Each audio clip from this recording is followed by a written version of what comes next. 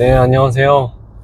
오늘 금요일 아침입니다. 금요일날 기분 좋게 드라이빙 하고 있습니다. 오늘 오는 길에 세차도 한번 했는데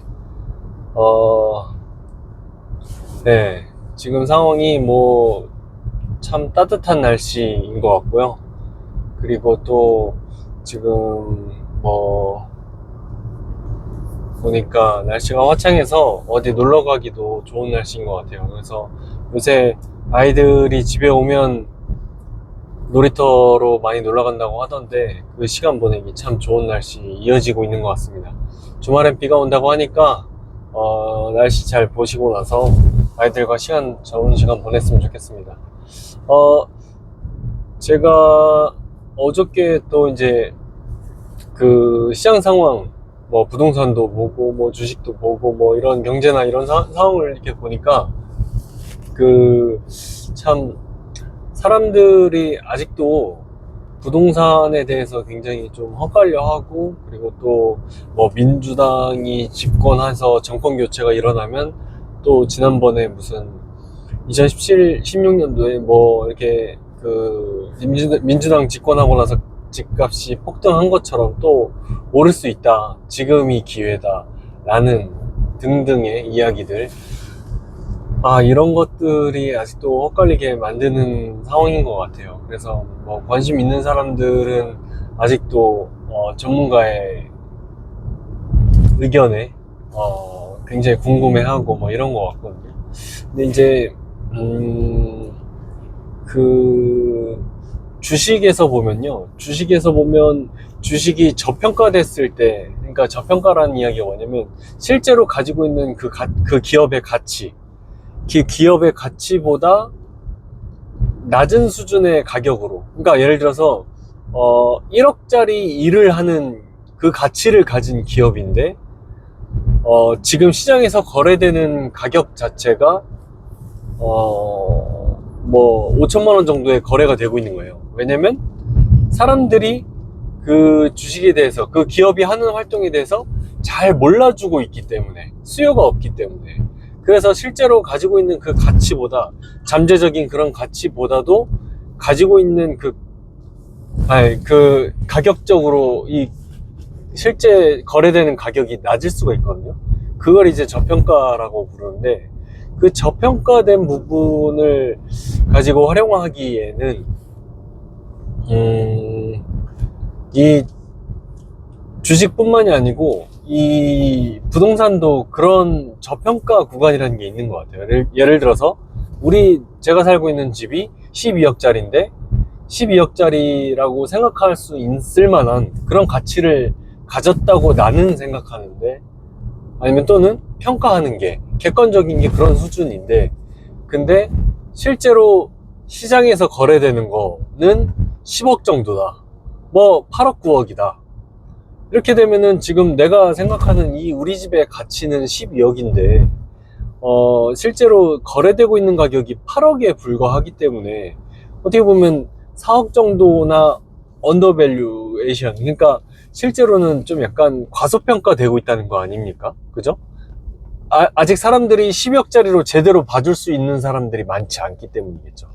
그래서 제가 볼 때 그런 부분들을 좀 맞춰 나가려고 하면 결국에는 이 평가할 수 있는 그런 마음이, 그런 실력이 또 있어야 될 건데, 그런 실력을 만약에 기르지 못한다면, 그러면 사람들이 얼마나 이거를 원하는지가 또 기준이 될 수도 있을 것 같아요. 그러니까 무슨 말이냐면, 수요가 몰려 나오게 되면은, 그럼 실제로 갖고 있는 수준은 12억인데도 불구하고 14억에도 거래가 될 수 있거든요. 사람들은 몰려다니거든요. 사람들이 몰려다니는 것은 그게 사람들이 다 평균치로 생각하는 게 아니라, 옆 사람이 좋다고 하면 좋아 보이고, 옆 사람이 관심 없다고 하면 실제로는 괜찮은 집인데도 불구하고 관심이 또 안 생기는 거거든요. 그래서 이 자산에서의 이 움직임은 정말 쏠림 현상이 정말 강합니다. 강하고, 특징적인 거예요. 그렇기 때문에 절대 그냥 내가 생각하고 있는 그런 수준의 뭐 어떤 평균치를 달리면서 꾸준히 자산 가치가 나선형으로, 아니 그 직선형으로 성장하고 비례해서 성장하는 게 아니라, 시간이 지남에 따라서 비례적으로 성장하는 게 아니라, 사람들의 쏠림 현상에 따라서 어쩔 땐 심하게 비쌌다가 어쩔 땐 심하게 쌌다가 이런 것들을 파동처럼 왔다 갔다 하는 겁니다. 예, 그런 상황을 우리가, 그런 특징을 이해해야 되는 거예요. 그럼 그런 특징을 이해하게 될 때에는 지금이 사람이 몰린 때인지 아닌지를 아는 것도 중요하다고 생각하거든요. 근데 지금 현재가 사실 2017년, 16년부터 이어져 온 그 상승장이 아직까지도 이어져 있는 거나 마찬가지거든요.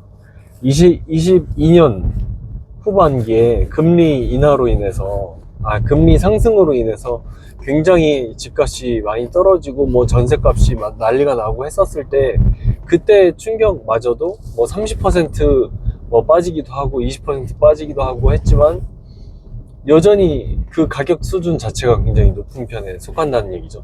그리고 사람들의 관심 속에서 굉장히 많이 있다는 얘기입니다.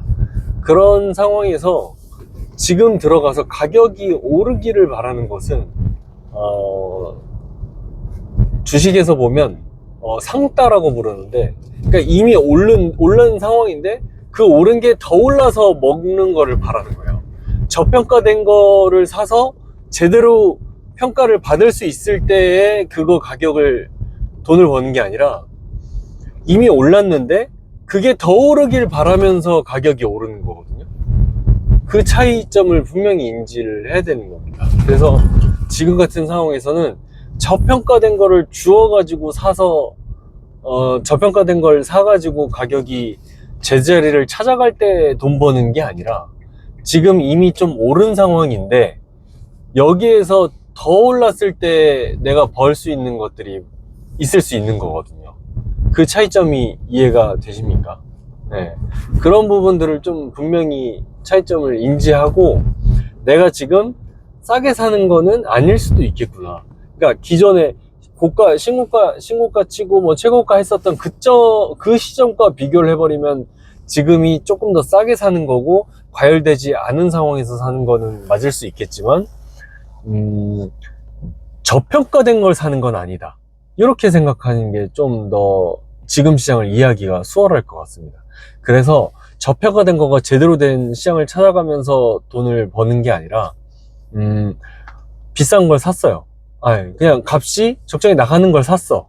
근데 그게 시장 상황에 따라서 지금 뭐 공급도 없다고 하고, 뭐 그리고 또 어떻게 또 사람들이 좋은 거는 계속 좋은 줄 아니까 값이 올라갈 수도 있고, 이런 상황이 올 수는 있다는 겁니다. 근데 그게 상따, 그러니까 올라가는 걸 쫓아가서 더 올라가기를 바라면서, 더 올라가기를 생각하면서 버는 돈인 거예요. 그러면은 그 반대급부도 생각을 할 줄 알아야 되는 겁니다. 왜냐면 내가 사면서부터 돈을 버는 저평가된 시장이 아니라, 지금 가격이 좀 있는 상태, 가격이 좀 쳐주는 상태에서 그게 더 올라가길 바라야 되는 거니까. 그렇다면은 지금 같은 상황에서 가격이 실제로는 떨어지지 않는 상황도 대비를 해야 된다는 얘기인 거고, 그리고 가격이 떨어진 상황을 대비하는 거는, 이게 주식이면은 정말 이 주식을 내가 가지고 있을 때는 정말 버틸 수밖에 없거든요.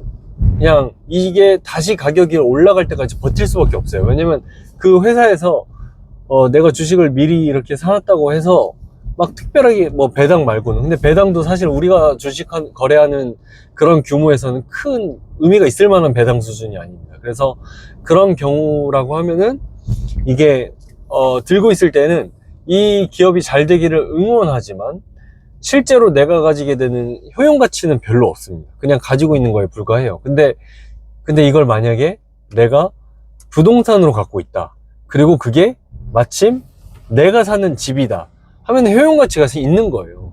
부동산 효용 가치는 뭡니까? 그거를 쓸 수가 있잖아요. 그 집에 내가 들어가서 살 수 있다는 거일 수도 있겠고, 아니면 또는 뭐 전세를 주고 있는 걸 수도 있겠고. 그래서 그런 효용 가치가, 특히나 내 집 마련이라고 할 경우에는 이 효용 가치를 생각하면서, 야, 그래도 집값은 내렸지만 나 혼자 내린 것도 아니고 주변 집값도 다 내린 거인 거니까 실제로 내려간 효과는 별로 느껴지지 않을 수도 있는 거고요. 그리고 내가 지금 잘 살고 있으니까 그걸 잘 사는 값을 지불한 거다 라고 생각한다고 하면, 그러면은 저는 의미가 있지 않을까 싶은 거죠.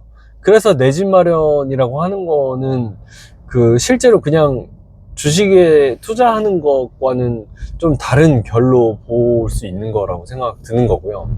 내가 지금 내 집을 마련하려고 하는 건지, 아니면 또는 사서 이득이 나기만을 바라는 건지, 그거에 대한 포지션 입장 차이도 분명히 생각을 하고서 매수를 하시면 좋을 것 같고, 그 부분을 생각한다면 지금 상황, 지금 가격 수준, 이런 것들이 어떤 양상을 띠고 있는지에 대해서 조금 더 생각해 볼 수 있는 것 같아요. 그래서 여러분들이 잘 생각해 보시고 지금 좋은 결정을 내리기가, 만약에 내 집 마련이라고 하면은 저는 뭐 나쁘지 않은 생각이다. 대신 떨어졌을 때에 마음 대비를 하지 않은 사람들은 후회할 일이 생길 수 있다, 그렇게 보는 거죠. 그래서 꼭 떨어질 수 있는 것에 대한 내 개념, 입장 파악이 있어야 저는 의미가 있는 상황일 것 같아요. 네. 그거에 대해서 꼭 명심하시고, 누구에게나 천편일률적인 답은 없습니다. 지금 집 사면 올라갑니다, 이런 것들은 없어요. 왜냐면 집을 사고 나서도 결국에 그 집을 제대로 준비가 안 된 사람들은 그 집을 지키지를 못하거든요. 2016년에 집 산 사람도 2017년에 가격이 올라가지고 판 사람도 있었을 거고요.